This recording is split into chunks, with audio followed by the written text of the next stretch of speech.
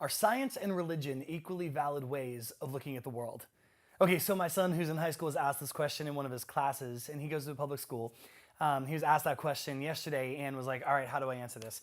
And I was thinking a lot about it because I think that for a lot of us, that is an issue that we have to wrestle with in our own minds. Like, science says certain things about the way that the world works, and faith seems to be based on this belief in something that can't be proven. And so, how could that be a valid way of looking at the world? And honestly, I think our society as a whole is trying to wrestle with this whole idea of what do I believe other than what I can prove?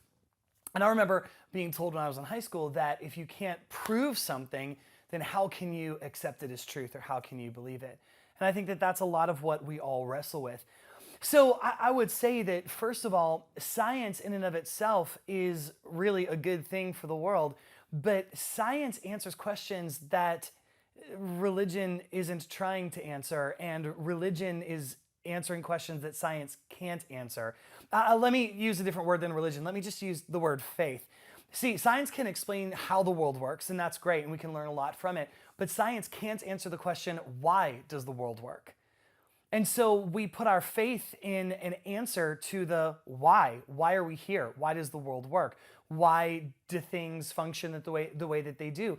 And science can be great at answering the how does it work, but it can't answer why does it work. In fact, science isn't set up to answer that question at all. It is completely inconclusive on the idea of meaning or the idea of purpose.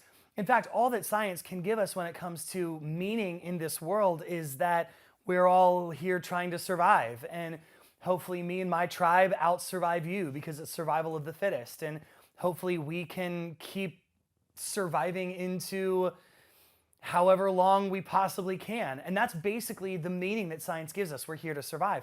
But there's something inside of the human condition that can't accept that as the whole answer, because we all know that there's something inside of us that craves purpose and meaning.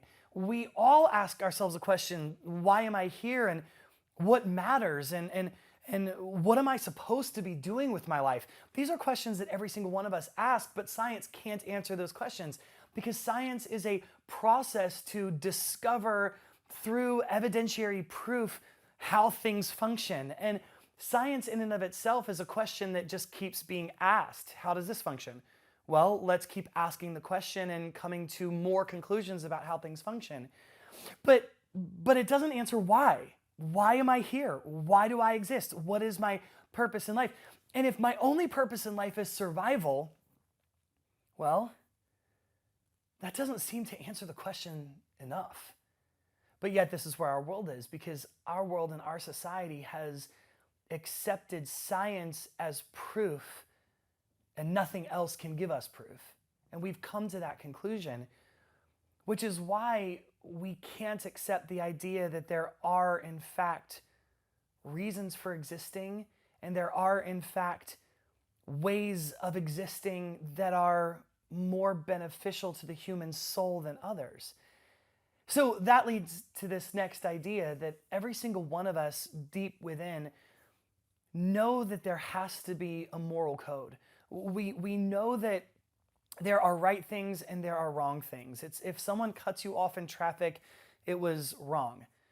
But if someone is in a heart attack situation on the way to the emergency room and they cut you off in traffic, well, that's not as wrong, right? And we have this idea of morality, that there are certain things that are right and certain things that are wrong, certain things that are beneficial, certain things that are not beneficial. But the interesting thing about the morality that we all want in the world is that we have a morality that none of us actually live up to. I mean, we all think that people ought to treat each other with kindness. We all think that people ought to, do good by their brothers and sisters and the people in their lives. But yet every single one of us instinctively knows that we haven't followed that morality perfectly. I haven't always been kind, and there have been times that I've been selfish, and there have been times where I didn't do right by someone next to me. And so how can I believe in a moral code that yet I know I don't fully live up to, and neither does anyone else? Well, I think that leads us to the conclusion that this morality or this moral code that we all actually in fact believe in, because I don't want someone cutting me off and neither do you. We all believe in that. The conclusion that we have to come to is that this moral code is something higher than a human creation. If our morality and our moral code is simply just a means to survive, a means to keep society going, which is what the only answer science can give us is that. If that's all that there is, then how could we have developed a moral code that none of us actually live up to unless this morality or this moral code came from a higher place, a place that wasn't human? We all crave meaning. We all crave an answer to the question, why? Why am I here? And if all we are is a product of an evolutionary process, which is all science can tell us, because science can't allow for there to be truths that are not proven through the natural world, if that's all that it tells us, then if we're just a product of evolution, we wouldn't be asking the question, why am I here? Because if there is no meaning, we wouldn't know that there ought to be meaning. We wouldn't crave meaning if there is no meaning. So the very question that you have in your heart, why am I here, wouldn't be there if there wasn't something more than science. And there wouldn't be a moral code that we all agree upon but yet don't live up to if something higher than human nature didn't give it to us.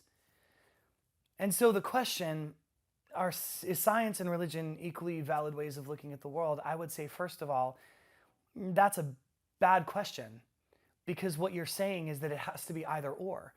And I would say that's a false dichotomy. Science helps us understand how things work, but religion helps us understand why things work, or faith gives us the answer to the question, why? But yet we live in this weird world where if I can't prove it naturally, then it can't exist, except every single one of us has unnatural desires within us, desires for a morality that's higher than nature can give us, a desire for meaning that the natural world can't explain to us. So if all truth is derived from nature, then why do I crave a truth that is more than what nature can give to me? So no, science is not a sufficient way of viewing the world. It is not.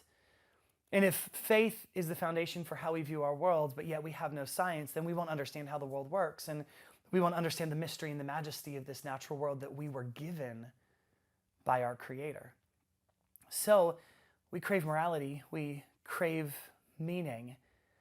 All of these lead us to the conclusion that life doesn't make sense unless there is a higher power who has created us and given us life to begin with.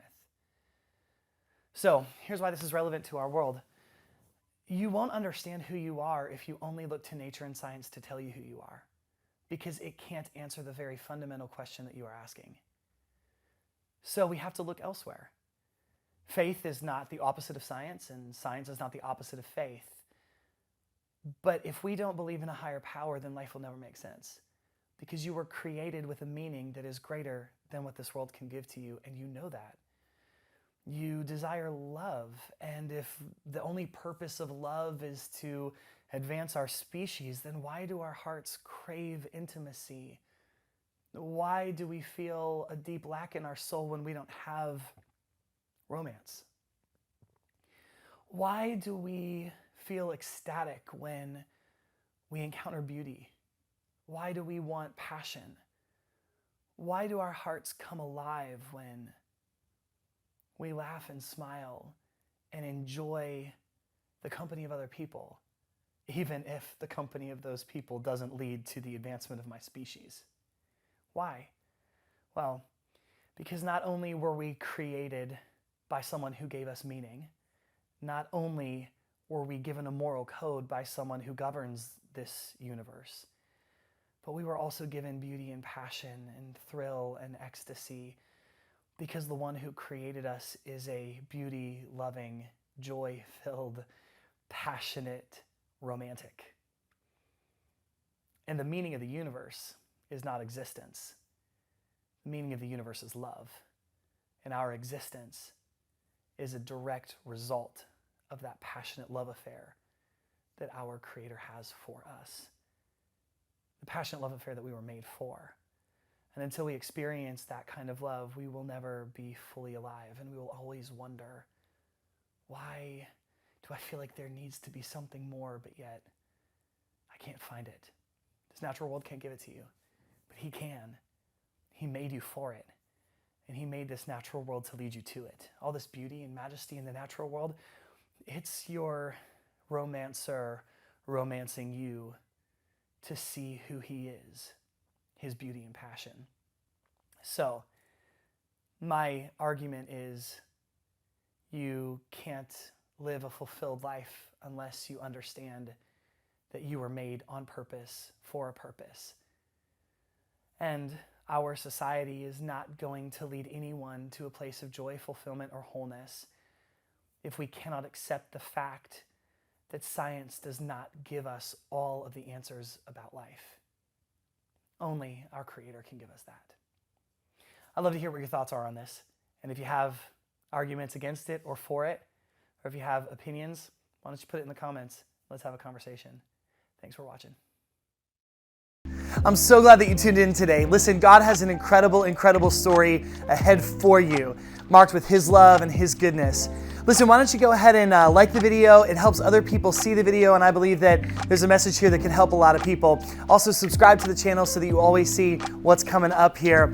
And listen, we'd love for you to be a part of the Amplify family. Every single Sunday at 10, 1, and 6 Eastern Time, you can join us live on YouTube at the Amplify Church YouTube page to be a part of the Amplify family every Sunday. And if you'd like to be a part of what God's doing through Amplify, you can give at amplifychurch.com/give. I love you so much, and I am so glad that you are with me, and I believe that God has incredible things in store for you. See you soon.